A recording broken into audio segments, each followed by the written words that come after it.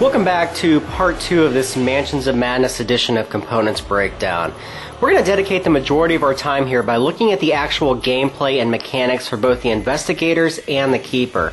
At this point though, I'm going to assume that everyone is familiar enough with the game's included components that I covered within part 1 of this series. So if you have not had the chance to watch the previous video, then I would strongly encourage you to go back and view part 1 prior to moving forward into this portion of the review. Otherwise you may misinterpret or misunderstand some of the rules that were previously discussed and handled. We'll start off by looking at the game's setup. Now I know that I previously mentioned in part 1 of this series that I would not discuss or reveal the numerous steps that had to take place within the game's setup by both the Investigators and the Keeper. Some things simply cannot be avoided or skipped entirely though, so I'm going to give you a very brief understanding of how exactly the system works, or at least what the end results produce. But I will refrain from going into too much detail or spending too much time on this process. Just be prepared because the setup of any game is going to take about 15 to 20 minutes to complete on average, and requires the mansion to be completely pre-built according to one of the 5 pre-designed stories in both the Investigators and Keeper's Guide. In other words, there is no drawing of map tiles as the players explore the mansion grounds. Everything is already 100% constructed prior to the start of the game. This means that not only are all the rooms fully laid out for the Investigators to view and discuss, but also all of the room feature tokens, exploration cards, clues, obstacles, and even the locks are predetermined according to a very specific chart that is located within the Keeper's Guide. In creating this setup prior to the start of the game, the Keeper must be incredibly careful in making sure that he places the correct combinations of required cards within the correct locations throughout the mansion. Otherwise, the game can effectively become broken. Remember, this is a story-driven game, so clues and items, weapons, and other valuables are all placed in very specific locations for a reason within the game's storyline. Once this setup is complete, the Keeper will read a very short thematic narrative regarding the backstory, as well as provide the Investigators with an initial clue as to where they should begin their primary search in the mansion. Now, I've set up the game according to the very first story that is entitled The Fall of House Lynch, and I want to point out some very specific things that you will notice that are not only common in this story, but are likewise common with all the setups of all 5 of the game's different stories. First, as I previously mentioned, you will notice that the mansion is fully pre-built, and in this example includes 3 room feature tokens that have been pre-placed within the map, including an altar, a barrier, and a hiding place. Also, you'll notice that the rooms within the mansion have stacks of face-down cards. These stacks that were secretly placed by the Keeper represent the predetermined items, clues, weapons, locks, obstacles, and other points of interest to the Investigators. Investigators typically will be spending the majority of their time and resources traveling to these locations and spending their actions exploring them in order to reveal their contents. Each clue that they find through the exploration of the mansion will lead them to yet another clue until at last they reveal the hidden objective that was only previously known to the Keeper himself. The game is only won or lost when one of those 2 factions fulfills their specific objective. So let's show you how a typical Investigator's turn works. Mansions of Madness is played over a number of game rounds in which each Investigator completes his entire turn before another player may begin their turn. Investigators decide as a group the order in which each player wishes to act, and that order can change from round to round depending upon the circumstances and situations that the Investigators need to address. But a typical Investigator's turn works something like this. During each Investigator's turn, the active player receives 2 movement steps and 1 action step. The player may resolve these steps in any order that they so choose, and doesn't have to resolve all of them if they do not wish to do so. For instance, a player can move 1 space, take an action, and then move another space. Let's first look at movement, which is the more simple of the Investigator's abilities. During a player's movement, they may move their figure to 1 adjacent space on the map. And since an Investigator may perform 2 movement steps during their turn, they may move up to 2 total spaces. Now, moving through doors within the mansion does not require an action or any additional movement points. However, if the player attempts to move into a room with a lock card, then the movement is temporarily halted, at which time the keeper must reveal that card and place it face up on top of the stack of cards in the room that they are trying to enter. When a player attempts to move into one of these locked rooms, the game is essentially put on pause while the active investigator can attempt to solve the lock puzzle that was revealed. As mentioned in part 1 of this series, if the lock puzzle is not able to be completed during the active investigator's turn, then the partially completed puzzle is left as is, and the players may not enter the room until a future turn when the puzzle is fully completed. Now let's move on to the action step. During an investigator's turn, the player may perform a single action, and since they only receive one action step per turn, choosing what action to take is often the most important decision that they will need to make during their turns. There are 6 different types of actions that an investigator may perform, so let's look at each of them in a little more detail. First, the player may spend their action in order to run. Sometimes an investigator will need to travel quickly around the game board, and in such cases an investigator may spend their entire action to move for a third time during their turn, giving them greater mobility. Second, a player may spend their action to enact a specific card's ability in their possession that is preceded on the card by the bold word action. This allows players to use the benefits or skills of a particularly good card that they begin the game with or have discovered in the mansion. Third, a player may spend his action to interact with a specific room feature marker, such as moving a barrier in front of a door, throwing a corpse into a fire, or hiding inside of a chest. Fourth, a player may wish to drop items or exploration cards face up within a room that they are in, so that players may pick them up on future turns. Fifth, an investigator may attack a monster with a weapon, spell, or even their bare hands, all of which once again require the investigator to expend their entire action, and we'll discuss combat more in detail when we get further into this review. Finally, there is a 6th action, which is the most commonly used mechanic in the game, called Explore, which allows the active player to search the room that they are currently in by having the keeper reveal those cards that are face down within the room. The keeper will read each of these cards aloud to the group and then hand them to the active player to add to that character's tableau of cards. And these cards can of course include everything from weapons to equipment, keys, tomes, and even valuable clues. Now, it should be noted that an investigator may explore a room from any space of that room and is not required to be in the exact space in which the cards are initially placed. Again, they just need to be in the same room as the cards. Now, once each investigator has had a chance to complete their 2 movement steps and 1 action step, then the keeper's turn will take place. The keeper's turn is just a little more complex and includes 5 different phases, all of which can be accomplished in just a few short minutes depending upon both the keeper's skill level and familiarity with the game. The first phase is called the investigator trading step, which allows investigators who occupy the same space at the start of the keeper's turn to trade or exchange any number of keys, equipment, weapons, artifacts, allies, and tomes with one another as they so wish. Also, after this trading step is completed, each stunned investigator may discard 1 of their stun tokens back into the supply. Next, the keeper will gain a number of threat tokens that is equal to the number of investigator players at the start of the game. Once again, threat tokens are essentially used to perform and resolve both keeper action cards as well as playing mythos cards. These tokens do not need to be used each and every turn and can be strategically accumulated and stored throughout many rounds of the game in order to provide the keeper with the capabilities of performing 1 large action on a single turn. The third phase is entitled the Keeper Action Step, which provides the keeper with the majority of his abilities throughout the game. Each unique story in Mansions of Madness gives the keeper access to a very specific set of keeper action cards as listed in the Keeper Guide. And during this step, the keeper may resolve any number of these action cards as they wish, as long as they have enough threat tokens available to do so. The actions are resolved 1 at a time by spending the appropriate number of threat tokens, which is always located in the upper left corner of each keeper action card.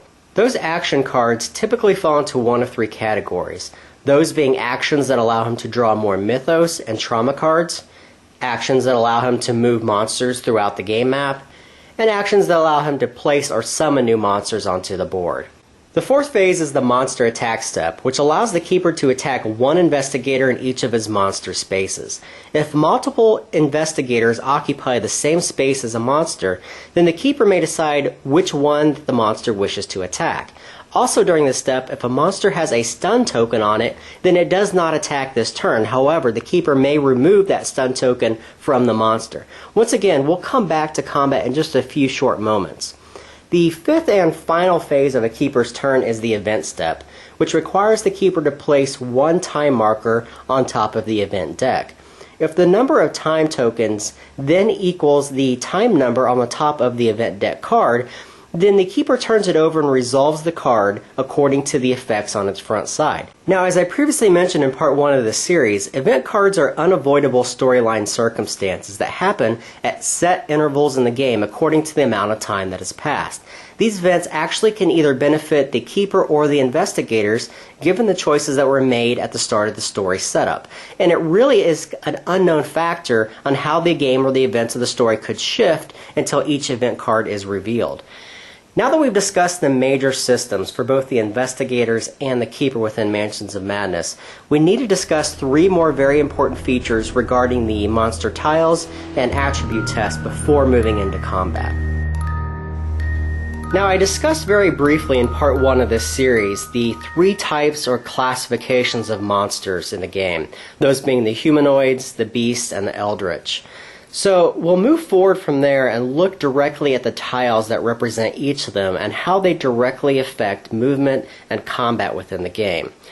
Let's first look at the front sides of the 2 monster tiles and discuss 2 very important features, their awareness rating and their horror rating. Let's first look at their horror rating, which is located on the bottom right corner of the monster tiles. Whenever a monster enters or is placed into an investigator space, or an investigator moves into that monster space, the investigator must immediately make an attribute test called a horror test, which is thematically represented by the mental shock a player suffers when witnessing that creature.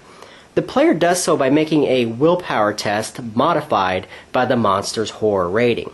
Now, to make an attribute test of any kind within the game, which you'll be doing a lot of, the player must roll the 10-sided die and compare their roll to the required attribute being tested, with successes only occurring if the roll is equal to or lower than the investigator's modified skill rating in that attribute. If a player succeeds with this horror test, then the monster simply has no effect upon the investigator. However, if the investigator fails this test, then the monster deals 1 horror to that player. Next is the monster's awareness rating, which is located on the top right of the monster tiles. An investigator must make an evade test against every monster in his space before moving or performing non-attack actions in that space. Now, once again, an evade test is an attribute test that must be resolved immediately before the investigator may continue their move or perform their action. Now, in order to evade a monster, the player must make a dexterity attribute test modified by the monster's awareness rating. Now, thematically, this represents the monster's ability to both track and corner his prey effectively, as well as the player's ability to maneuver out of bad situations. If the player passes this modified dexterity test, then the investigator suffers no ill effects whatsoever. However, if the investigator fails the evade test, then the keeper may have the monster damage the investigator equal to the damage value that's located on the back of the monster's tile. Now, regardless of whether or not the player passes or fails this evade test, the investigator may still continue his action as planned. Now that we've revealed the backside of a monster's tile, let's briefly discuss its 3 parts. First is the damage that it deals, followed directly by the monster's total health. Above both of these values is the monster's special attack, which only comes into play when specific combat cards request for its use. So finally, let's take a look at combat. Combat in Mansions of Madness is one of the most streamlined and intuitive versions that has yet been used in any of Fantasy Flight Games' recent titles. Now, to some it may be a bit too watered down, but for me and my group it's one of the best examples of how theme can be mixed with simplicity to create a system that is both easy to understand and very, very quick to resolve. Combat in the game can happen in two ways. An investigator can attack a monster, usually by spending their action in order to attack, or a monster can attack an investigator, which usually occurs during the keeper's monster attack step. Regardless of who is attacking who though, combat is always resolved by the keeper drawing combat cards from the deck matching the monster's class until a relevant card is drawn. Combat cards are broken into two halves. The top half is always used when the investigator is the attacker, and it always lists a type of weapon that is being used by that player, such as a ranged weapon, sharp melee weapon, blunt melee weapon, or no weapon at all. The keeper will draw these cards until he finds one that matches the actual weapon type that the investigator is using, at which time he will then read the card aloud, including its flavor text, with the investigator resolving any attribute tests that are required on the card. Pass and fail conditions are also located on the card itself, telling the player exactly how to resolve damage for both sets of situations. Now, monster combat works in the exact same type of way. However, its relevant text is located on the bottom half of the combat cards and lists such things as monster attack, monster versus hiding, or monster versus barrier. Now, once again, the investigator will have to test one specific attribute and then refer to the consequences on the card for either passing or failing that test. Mansions of Madness is definitely the most thematic and immersive game that I've had the chance to play, and it will obviously draw a lot of comparisons to three other titles that all share very similar mechanics and styles of gameplay, those being Arkham Horror, Descent, and Betrayal at House on the Hill, all of which I have likewise had the chance to play numerous times throughout the years. What Mansions brings to the table, though, is a much more streamlined and approachable game, something that is fairly easy to both learn and teach to newcomers. So the entry level in the game is most definitely on the lower end of the difficulty scale, especially when compared to Arkham Horror and Descent. However, that does not make the game any less enjoyable, and because it is by far the most story-driven game of the lot, it makes itself more enticing to gamers of all types, including a large contingency of non-traditional gamers. The game has a lot going for it. First, it's thematically branded in a very rich and interesting universe that can easily be expanded upon with new stories, map tiles, monsters, investigators, and so forth for years to come. Second, it creates a similar atmosphere to those other games that have been mentioned in that it requires players to work together as a team at all times in order to survive the many challenges that will continuously be thrown at them by the keeper. So veteran players of cooperative style games will have a lot to look forward to when sitting down to play through the many story-driven scenarios in this game. Third, it's an artistically beautiful game visually, much more so than its closest competitor in Betrayal at House on the Hill, which will only serve to draw in more players as well as immerse them even deeper into the gameplay. And fourth, when all of the other smaller pieces and components are stripped away from the game, you are left with a very sound mechanical system of gameplay that is incredibly intuitive to learn and to play, with very few moments in the game that would ever require a crib sheet or referencing within the rulebook of any type, with particular emphasis on just how quick and wonderfully designed the combat system works in the game. That being said, there are some complaints that I have that need to be addressed by future expansions in the series. First, it is far too easy for the keeper to play Mythos cards on the investigators that continually damper and ruin the mood of play within the game, and at this point in the series, there is simply no way to avoid their consequences at all. Let me give you a very brief example. When recently playing story number 3 this past weekend, the keeper was able to remove Michael McGlynn's Tommy gun on turn 3 of the game, and there were no more guns in the entire scenario, effectively nullifying the investigator's primary skill for the entire game. Now what's worse than that though is that the keeper then proceeded to also break the only 3 hand weapons in the scenario, and the investigators were forced to fight the rest of the game with their bare hands and spells against 2 Shaggoths and a horde of cultists, which was not enjoyable at all for anyone in the group. Now this is fairly common throughout all 6 of the games that we played thus far, and there simply has to be a way in future expansions for the investigators to be a little more protected in their endeavors. Second, I personally really enjoy the puzzles and lock aspects of the game, but it most definitely breaks up the flow of the game by effectively interrupting the story with each new puzzle that is introduced. And speaking of puzzles, we all felt that most were far too easy to complete, so it would be nice in future expansions to see puzzles and locks that were larger and would take multiple turns to correctly solve.